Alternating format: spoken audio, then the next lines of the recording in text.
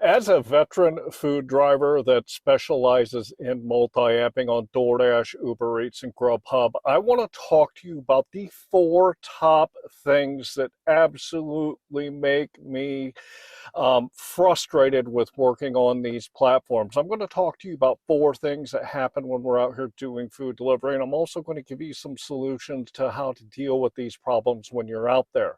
My name is John McFall, and I want to welcome you to the McFallRI channel, where I teach you how to make $25 to $30 an hour doing food delivery.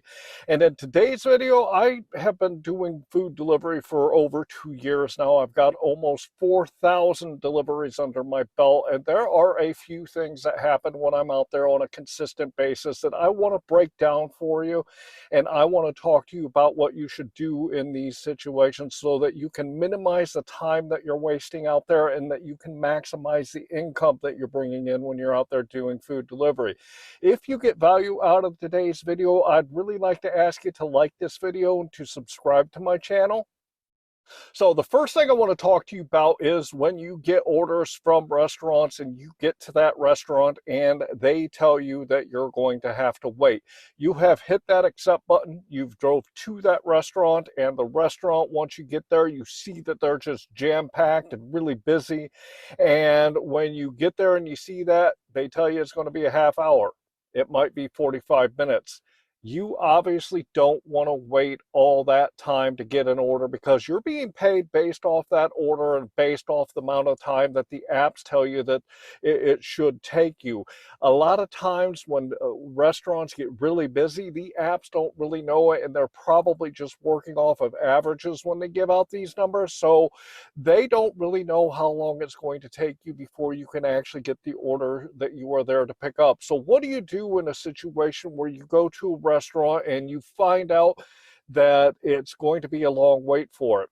What I do as a multi-apper is one of two different things. The first thing I'll do is I will give back an order if I see that it's going to take too long and I don't have any other options. You got to really watch your completion rating.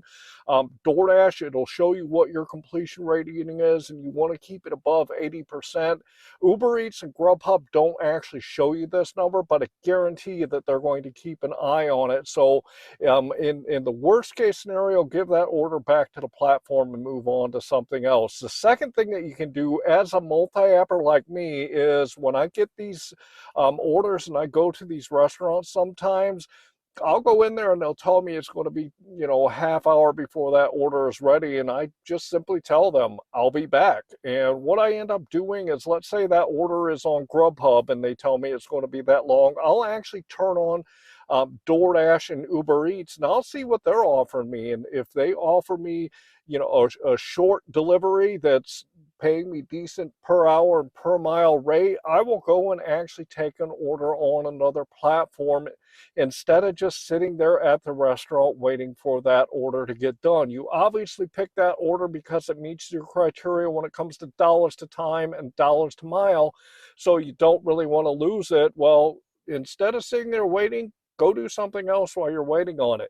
The other thing I want to tell you is, as you get more experienced in your marketplace, you're going to start to see trends in your marketplace. What I mean is, you're going to start going to restaurants on a consistent basis, and over time, you're going to realize which restaurants are normally slow. What I do with these is I don't even take orders from them. I blacklist them because I'm not going to go to a restaurant that I know that is always going to take a long time for me to get an order. That doesn't mean these restaurants are bad. That doesn't mean that the employees aren't doing their job. Two examples that I regularly talk about on my channel is Five Guys in Fort Wayne. There's a couple of them in my marketplace, and one of them I absolutely refuse to go to because they literally don't start making an order until I get there. And if they're really jam-packed, that means that I'm waiting a long time on top of them not even starting my order just to get the order that I'm there to pick up. The other one is Chick-fil-A. No matter which one I go to in my marketplace, there are so many cars in that drive-through line and so many people inside of the lobby all the time that I just cannot make it worth my time to go into these restaurants. So don't be afraid to, blacklist restaurants and not go to them in the first place if you find that they consistently aren't sending you orders. And what I do personally is, maybe once a month, once every 2 months, I'll go back into that restaurant to see if anything has changed, because you never know, they might have changed management, they might have changed some other things that make them a little bit quicker. So don't give up on them completely. But while you are out there doing food delivery, don't be afraid to blacklist some restaurants. The second biggest issue I have is when customers put the incorrect address, or you go to drop off an order and let's say it's a hand it to me order and the customer doesn't come to the door. Nothing frustrates me more when they put in the wrong address and the customers aren't available to pick up an order that they have placed. They know the order is coming. The apps tell them it's going to be an hour or hour and a half and your order will be at your door, so they know when to expect you there. I don't know why some people order food and then they just ghost you and they're nowhere to be found. What I do in this situation is, if it is a situation where they have put the incorrect address, you can drop it off at the address in the app that it gives you when you pick up the order. You do not have to take it to where that customer is. I will tell you personally, there are some times when I actually will take it to the customers if they just happen to put, I've had it where they put their neighbor's house number on their order, so it's right next door. I don't mind doing that. I've also had people that, put it at their work address and they're actually at home. Sometimes I will actually take these orders to the customers if they're not any further than I would have gone in the first place. And a lot of times I have actually gotten higher tips, and people sincerely apologize to me for doing this for them because it was a legitimate unintentional mistake that they made. If you get to a drop off and let's say that the customer has a hand it to me and you go ring their doorbell and knock on their door and they are not there to answer the door for whatever reason. I went one night, it was about 10:45. I got a pizza order. It was a stacked order on DoorDash, and I got to the first house and the house was completely black. You could tell that there was nobody in there, and I rang the doorbell and knocked on the door. Nobody answered.